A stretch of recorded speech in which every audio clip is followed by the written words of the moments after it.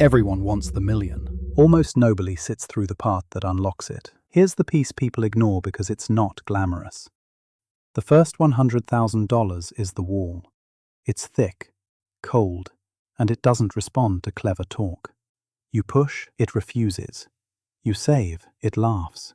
You invest, the numbers barely move. And that's exactly why most people quit right before the system flips in their favor. Charlie Munger learned this the hard way. Born in 1924, raised through a collapse, he watched whole neighborhoods learn a single lesson. When money dries up, dignity follows. He decided early on to build a life that didn't break in the wind. The path wasn't complicated, it was uncomfortable. Save more than you spend. Buy pieces of great businesses. Sit longer than your urges. Repeat until boring turns into freedom. Here's the catch.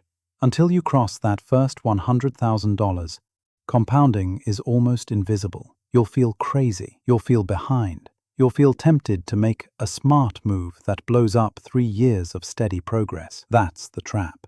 Munger's warning isn't pretty, but it's liberating. If you can fight through the dull, the math starts fighting for you. That's when everything changes. You don't have to be perfect. You just have to last. And if that sounds too simple to work, good. That's why it does. Before I continue, I'm Adam Invests, and I spend a lot of time breaking down money, compounding, and why so many people get stuck in the paycheck-to-paycheck trap. If you're serious about learning how wealth is actually built, not just wishing for it, make sure to hit subscribe and tap the like button if this video gives you value. Section 1. Why the first $100,000 feels impossible. Let's name the villain. Small base. That's it. When your snowball is tiny, every push looks pointless. Save $1,000. Earn $30 in a year. You shrug. Save $5,000. Earn $150. You roll your eyes. This is where 9 out of 10 people give up. They think compounding is a myth because they only saw the pregame. Compounding isn't magic, it's momentum. The hardest thing in physics is to get a heavy object moving from a dead stop. Static friction is stubborn. Once it's rolling, the same push takes you farther. Money works the same way. You're not just battling expenses, you're battling the feeling that your effort isn't doing anything. That feeling is the test. Look at a few quick paths. Invest $1,000 a month at a 7% annual return, and you'll cross $100,000 in about 7 years. That's not overnight. It's discipline compounding. $500 per month at 7% takes about 13 years. Painful? Yes. Impossible? Number. Faster than most people think when they're binge buying rewards. Crank the savings rate and time collapses. That's the lever you control. Munger's point was ruthless. The early grind isn't about being clever. It's about refusing to be outlasted by boredom. The market won't clap for your first $10,000. Your friends won't cheer when you choose a used car and a lower insurance bill. No one sees the quiet math working in your favor until they do. And here's the secret, you only learn by doing it. Even tiny returns compound into visible money once the base is big enough. 10% on $100,000 is $10,000. Now you see it. Now it feels real. The engine finally sounds different.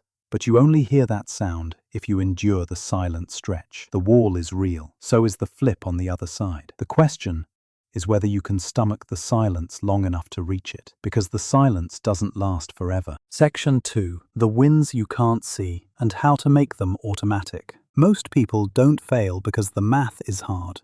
They fail because the process is boring. You save, invest, and then nothing obvious happens. No fireworks, no high fives, just a small line creeping up and to the right. That's the moment your brain hunts for a dopamine hit, a new gadget, a weekend flex, a treat. One click and your future shrinks. Munger didn't care about motivation. He cared about systems that make backsliding expensive and discipline automatic. Pay yourself first. Automate transfers the day income arrives. Remove decision fatigue. Compress lifestyle early. The fancy apartment now is a tax on your compounding engine later. Keep fixed costs low while your base is small. Hide your raises. Each income jump boost the auto invest, not the lifestyle. Make default decisions boring. Index funds, or a short list of businesses you actually understand. No heroics required. The real tactic is even simpler.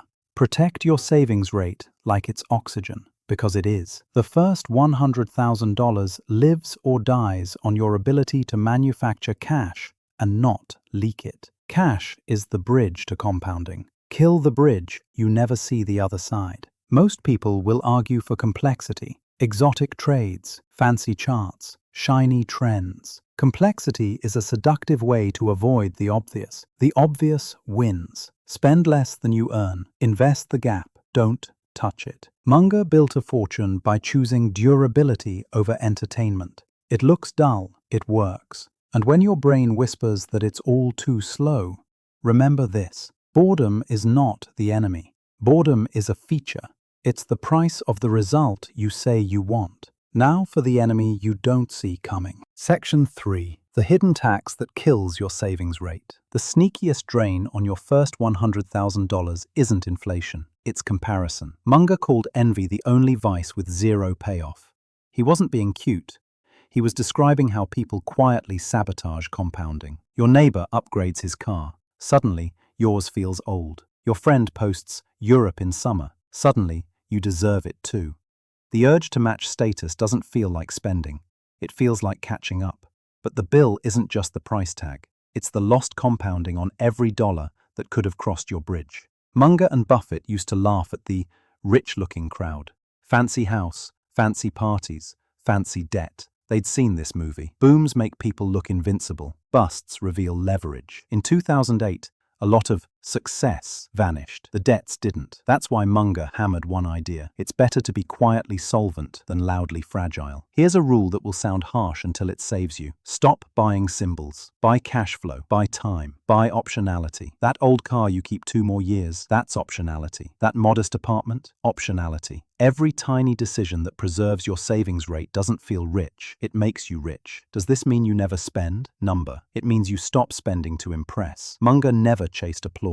He stacked equity. He slept well. If you want a shortcut, this is the only one. Become allergic to status purchases. Say no more than you say yes. Stack cash. Buy assets. Let your friends post photos. You'll post freedom in a decade. Cut the envy and your savings rate jumps. When your savings rate jumps, the first $100,000 stops being a dream and becomes a timeline. Shrink the timeline, and everything that follows arrives faster. But there's another switch you must flip to speed this up. Section 4. Stop selling hours. Start owning pieces. Munger started as a lawyer. Respected, well-paid, busy. He saw the trap. Trade hours for money, and your ceiling is fixed by biology. You run out of hours. You get tired. Your raise depends on someone else's mood. It's safe until it isn't. What he wanted wasn't a higher rate per hour. He wanted leverage that didn't need him to clock in. Ownership is that leverage. Equity in businesses. Shares that compound while you sleep. Assets that throw off cash without begging for your presence. You don't have to found a company to think like an owner. You can do it in small, quiet ways.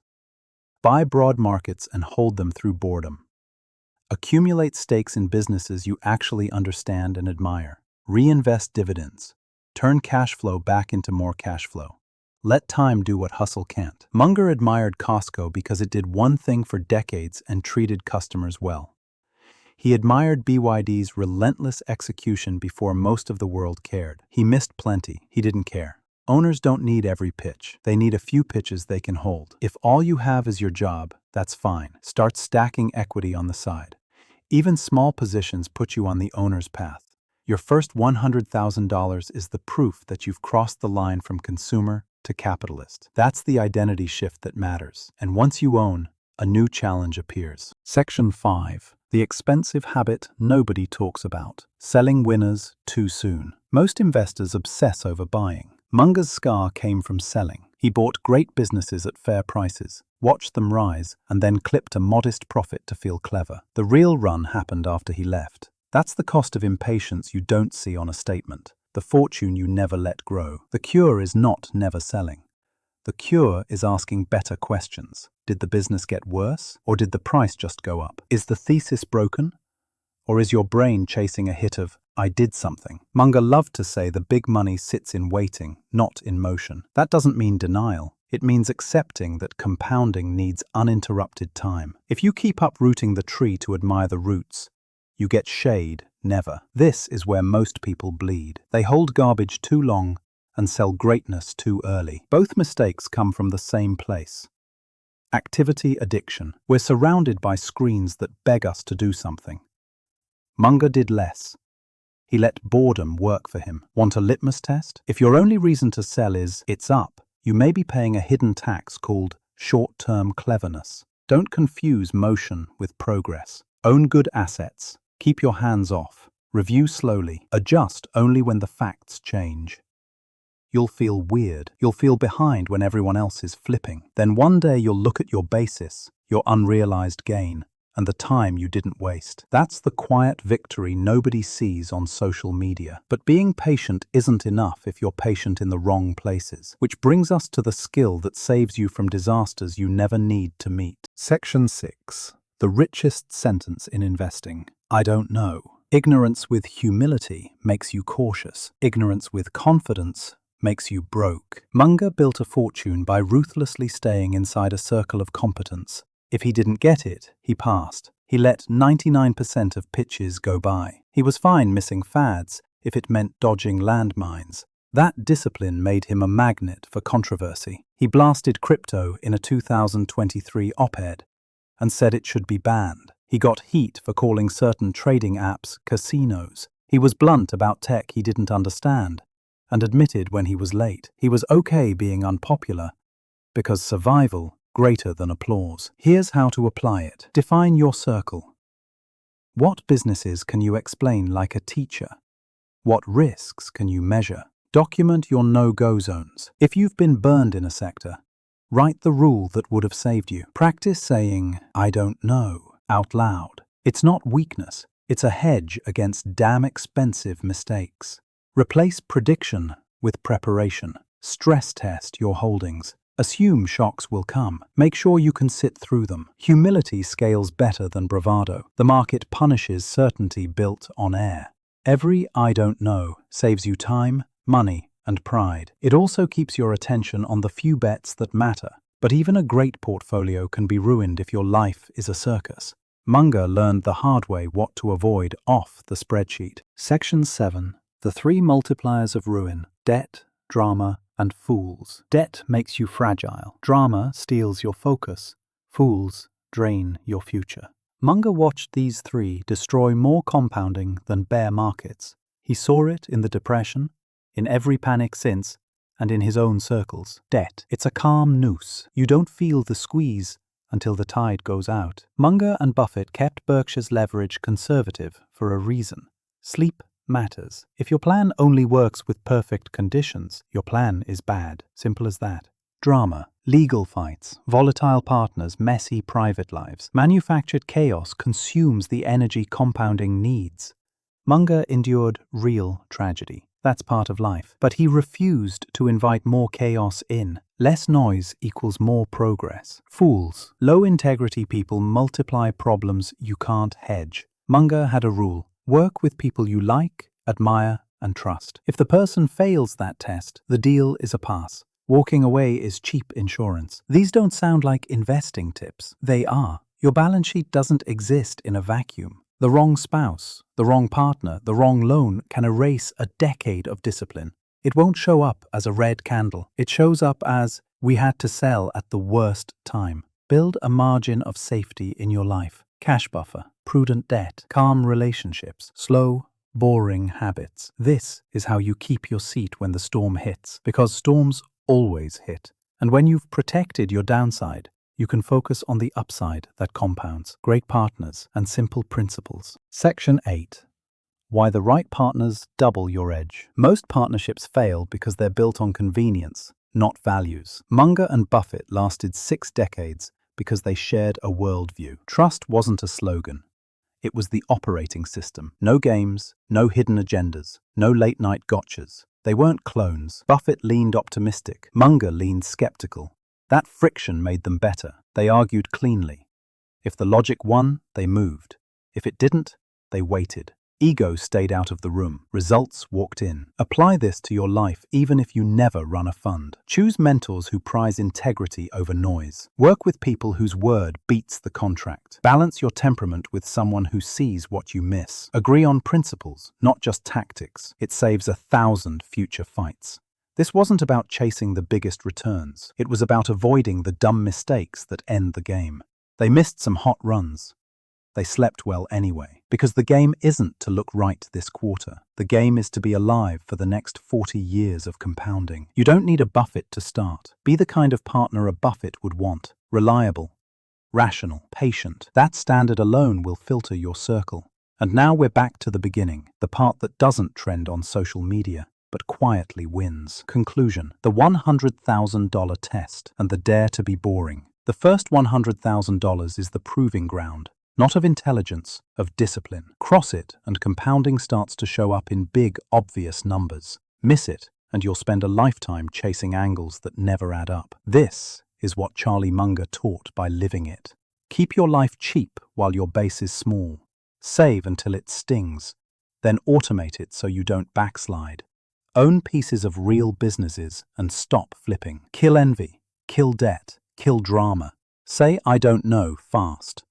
Pass often, sit longer. Pick partners for trust, not hype. Let time do the heavy lifting you keep trying to do with hustle. None of this will earn applause this week. That's the point. You're not building a highlight reel. You're building a machine. The first $100,000 feels like pushing a cold engine uphill.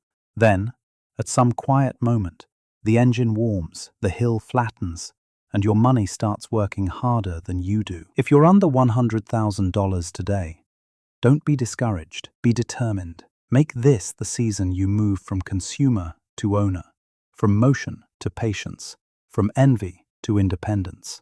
The math won't clap, the crowd won't notice, but your future will. And when you break through, you'll wonder why anyone ever chose the flashy path that never compounds.